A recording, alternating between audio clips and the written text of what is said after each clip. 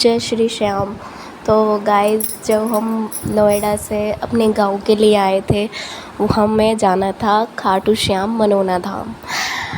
दो जगह खाटू श्याम का मंदिर है, एक है राजस्थान के पास और एक है आंवला। तो हमें जाना था आंवला मनोना धाम। उसके बाद में हम निकल चुके थे घर से अपने 6-7 बजे के करीब आराम से और ऋतिक के यहाँ पर बाइक ख़राब हो गई थी, यानी कि बाइक की चैन ख़राब हो गई थी। उसकी चैन ढीली थी ना, मतलब निकल गई थी। तो यहाँ पर ऋतिक बाइक ठीक कराने के लिए जा रहे हैं। हमारा और कोई वैसा नहीं था कि हम जाएंगे, या हमारा कोई प्लान नहीं था। हमें अचानक ही हम गाँव गए और गाँव में हमारा प्लान बना जाने का कि हमें मनोना धाम एक बार होके आना चाहिए।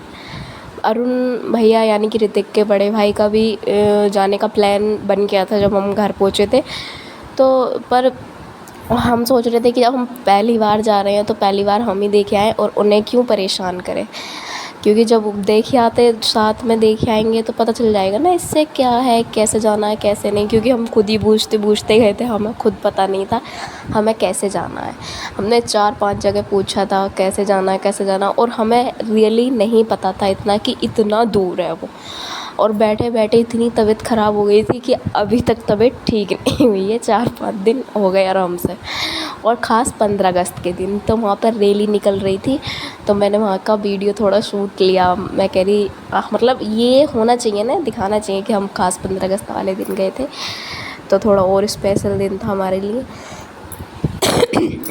तो गाइस, तबीयत बहुत ज़्यादा ख़राब है अभी भी मेरी। खांसी जुकाम बुखार A to Z सब चीज़ें हो रही हैं। और थोड़ी देर के बाद हम पहुँचने ही वाले थे। ऋतिक कह रहे मुझे लगता है ये आ गया, लेकिन ये किसी और चीज़ का ऐसा गेट बना हुआ था।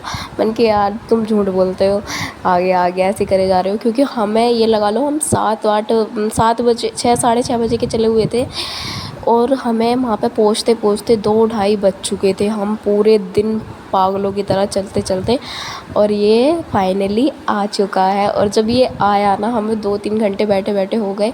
जब ये आया हमें इतनी खुशी हुई, ऐसा लगा हमें क्या मिल गया। लेकिन इसके अंदर जाके हमें ये पता नहीं था कि हम इतना परेशान होंगे। हमें लगा था कि बस हमारा नंबर आ जाएगा और हम प्रसाद चढ़ा देंगे। और यहाँ पे एक जल वाले बाबा रहते हैं, मैं उनका ज़्यादा नाम नहीं जानती, लेकिन आप सबको पता होगा कमेंट में ज़रूर बताना। और मैंने सुना है कि वहाँ पे जाने से सारी मन्नतें पूरी हो जाती हैं और बाबा हमें ठीक कर देते हैं, ऐसा कुछ। तो मुझे भी यही लगा कि जितनी मैं बीमार रहती हूँ, मुझे समथिंग 1-1.5 महीना हो चुका बीमार रहते रहते, और बीमारी का कोई अता ही पता नहीं है कि मुझे है क्या। तो मैं सोच रही थी कि वहाँ पर ठीक हो जाऊँगी, लेकिन मुझे नहीं पता था कि इतनी भीड़ रहती है।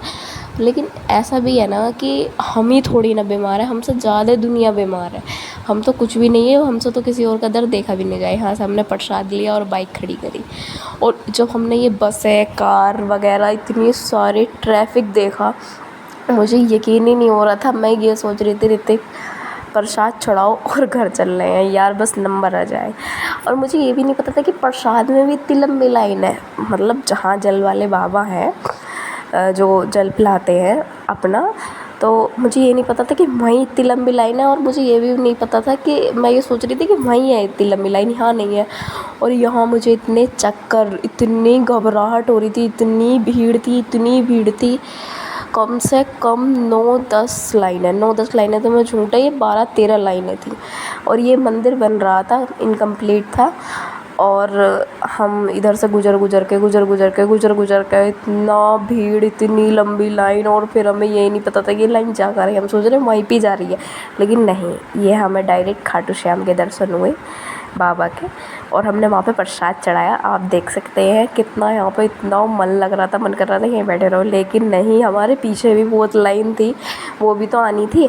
उसके बाद में हमने कुछ चीज़ें ली थी, जैसे कि मुझे सिंदूर की ज़रूरत थी, सिंदूर लिया था। और लल्ली के जो हाथों के वो होते खंडवे बजाने वाले, वो लिए थे। बस 1-2 चीज़ें ली थी और खाटू श्याम बाबा की तस्वीर ली थी। उसके बाद में हम घर आ चुके थे, और घर आकर हम इतने परेशान